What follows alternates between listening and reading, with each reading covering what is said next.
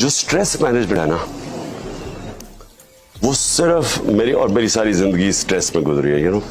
जो आदमी चैलेंज लेता है, हार जीत जिसकी जिंदगी में, क्रिकेट की ग्राउंड में हार, कभी जीत रहे कभी हार, तो वो स्ट्रेस जो होता है ना, उसके दो तरीके होते हैं। एक स्ट्रेस की मैनेजमेंट होती है एक्सरसाइज, जब आपके ऊपर स्ट्रेस पड़ा एक्सरसाइज होती है वो। लेकिन जो सबसे बड़ी स्ट्रेस मैनेजमेंट वो नमाज है। अगर आप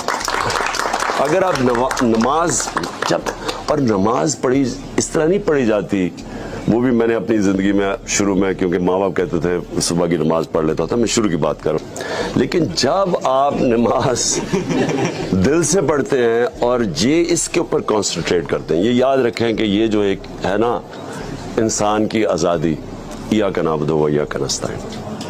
जब आप अल्लाह के ऊपर ईमान रख देते हैं कि मैं तेरी इबादत और तेरे से मदद मांगता हूँ, सारी जगह आप कुरान में देखेंगे कि वो जो जब अल्लाह के ऊपर आप ईमान रखते थे ना, और जो असल में ला इलाहा इल्लल्लाह का मतलब है कि तेरे सिवा कोई खुदा